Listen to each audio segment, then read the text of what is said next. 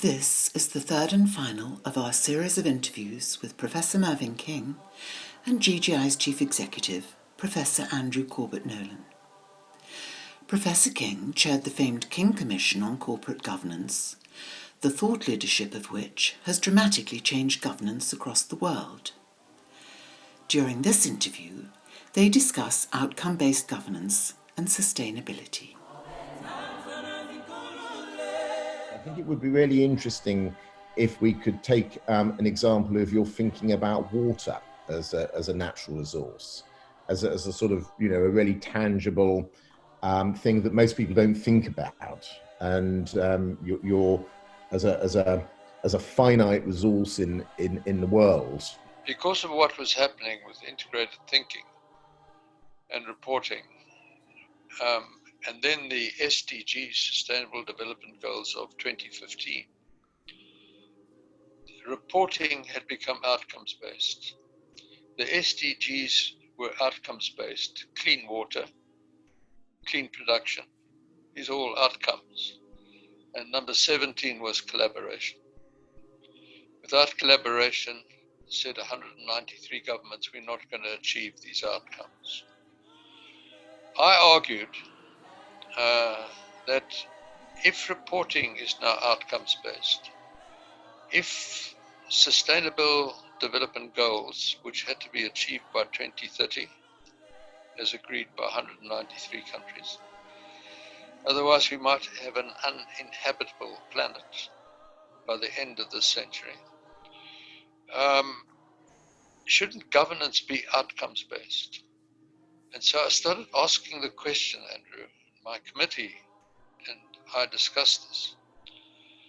What are the outcomes of an organization from a governance point of view that the stakeholder, both internal and external, sees and starts drawing a conclusion or an inference that this organization is practicing quality governance or is not? What are these outcomes? The first was value creation in a sustainable manner. Are you creating true value? When looked at holistically, have you created value in answering the question, how has the company made its money? If it's made its money in a manner where I'm going to swing the pendulum to the right, with a positive impact on society and a positive impact on the environment, you're adding value to society. If it's made its money with a positive bottom line, but a negative impact, so I swing the pendulum to the left, on society and the environment, looked at holistically, it's actually destroying value for society. So it should stop existing. So in value creation, you have preservation, you also have erosion of value. So value creation replaced profit. And it was an extraordinary experience for me at the International Corporate Governance Network in London some years ago, a meeting where there were about 150 of the world's great asset owners and asset managers. And behind me on the stage were the words value creation. The word profit wasn't mentioned once, I think, in 2 days. Everybody was agreed they had to look as stewards of other people's money, as asset managers. Did this company have a value creation program which would actually add value to society? Or was it eroding value? Then you started getting chief executives of companies like Unilever saying, value creation is the way forward. You had people like Lady Lynn Forrester de Rothschild, Bill Clinton, Ratan Tata, Paul Pullman of Unilever, having the meeting at Mansion House, the Lord Mayor's house in London, where I was also asked to be present, where the coalition of inclusive capitalism was formed. Inclusive capitalism is actually to ask the question, how has the company made its money? And what are the impacts of how it makes its money on the three critical dimensions for sustainable development: the economy, society, and the environment? And if they're negative, well, holistically, the company's actually not adding value to society. So that was the first outcome. The second outcome was, does this company have the trust and confidence of the community in which it operates, and has it got legitimacy of operation? That was the second outcome. The third outcome was adequate and effective controls and informed oversight by the board. The board had to have, or should have, an agenda item, stakeholder relationships, at each board meeting, to learn of what were the stakeholders' needs, interests, and expectations, and now the pandemic, the hardships, to really make decisions then in the long-term best interest of the health of the company. So the fourth outcome, and perhaps one of the most important, but they're all equally of importance, is an ethical culture with effective leadership. What does that mean?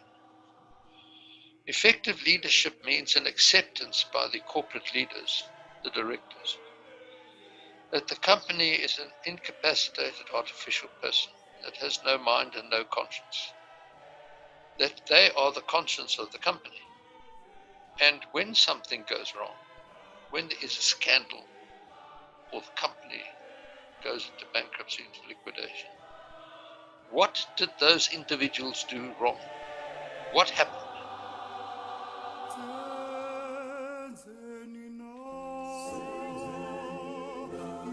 Water is one of the scarcest natural assets on planet Earth, and yes, I think the most important. We have gone through a period of load shedding in South Africa. We've had problems with our energy producer. So, for example, we have a generator, so whenever there's load shedding, the generator kicks in, life goes on as normal. But of course, not everybody can afford a generator. When power goes off, the power goes off, you have inconvenience. You can lose your food in a deep freeze, you can't cook or whatever it is. But when you don't have water, it's much more critical. You can't bathe, you cannot cook.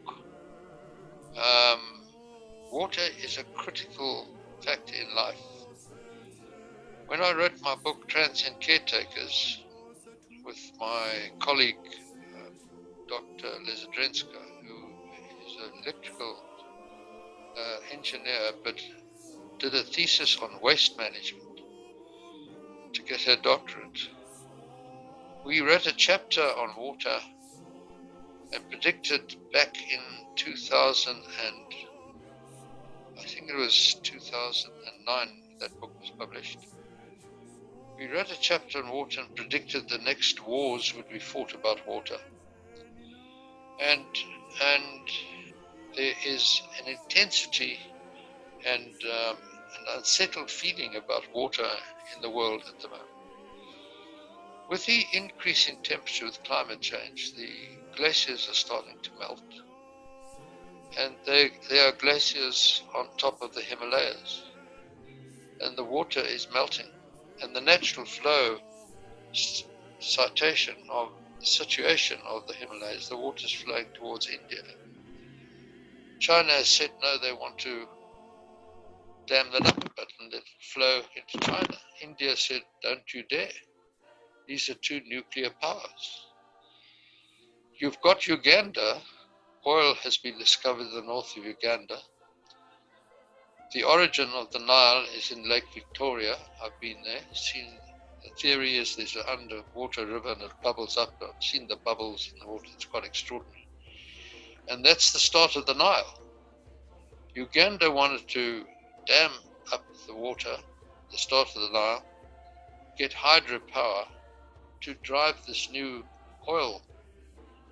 Egypt has said, you don't dam 1 inch, 1 liter of water, because without the Nile, Egypt cannot exist. If you've been to Egypt, you will know.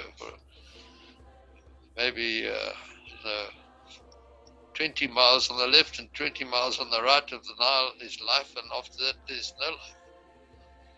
So the Nile is Egypt, and without the Nile there is no Egypt. And Egypt has warned Uganda not to do it. So water is becoming critical. And water today in South Africa is critical. South Africa has a very arid sort of climate. And water has become a critical issue in South Africa. You've had some droughts in the United Kingdom where you've had water shortages. And it alarms me in the hygiene to avoid the coronavirus when governments show in the regulations the washing of hands and the tap keeps running as you're washing your hands. Instead of soaping and putting a bit of water on, turning the tap off and then soaping your hands and then rinsing off. But every advertisement around the world, and I've seen them in Australia, I've seen them in your country, in the UK, and in South Africa, the tap keeps running. And only a couple of weeks ago, the provincial government of where Johannesburg is situated, where I live, warned that our dams levels are dropping because of the hygiene of washing of hands. And that's because the advertisement says that the taps run. While people have soaping their hands, the tap just keeps running and then they rinse off. So water is a critical natural asset. Brewers of beer today have ecologists and have water engineers in their breweries to conserve water, because they realize they have to build into their business model, into the strategy, the long-term strategy, the value creation of that brewery, the conservation of water. If they don't, BlackRock certainly wouldn't invest in them, for example. So water, yes, you're right, Andrew, is one of the critical, if not the most critical natural asset in the world, and it is short. The estimation, we've now got 7.5 billion people on planet Earth. By 45, 50, the extrapolation is we'll have another 2 billion people. That's extrapolation by the United Nations. Well, last night I can tell you 1/4 of those 7.6 billion people went to bed without potable water, ready access to potable water. Might have to walk kilometers, miles to get some water, and then the water is not always clean. They don't boil it and they get ill. So yes, water is a critical issue.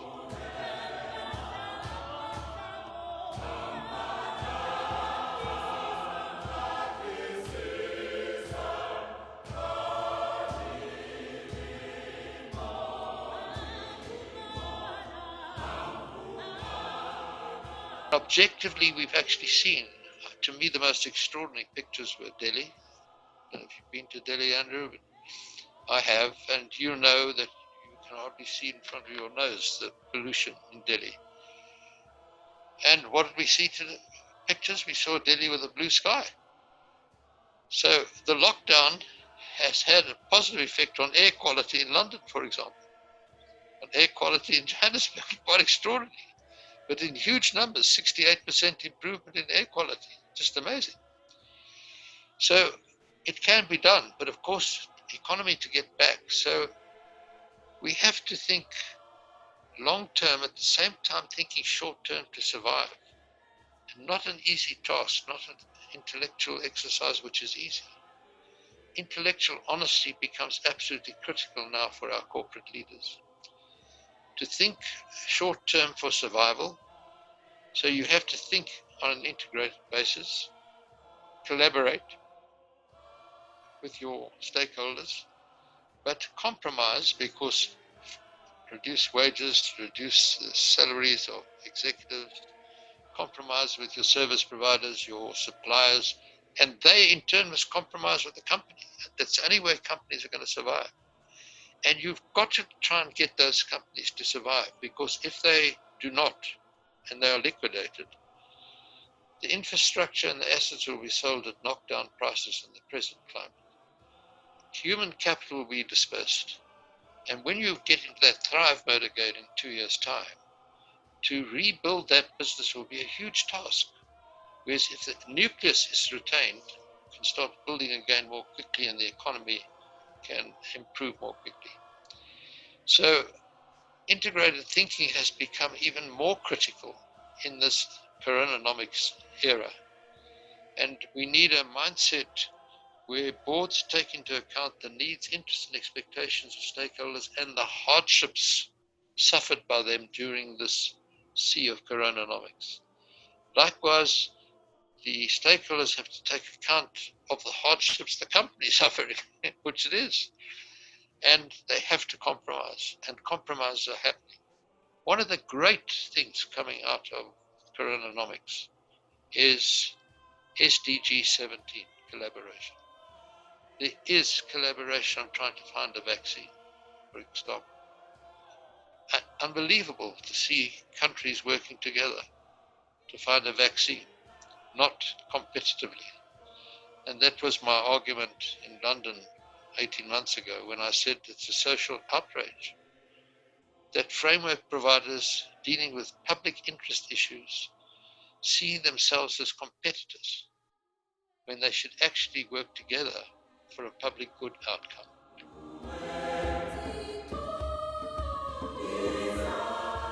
Thank you for watching.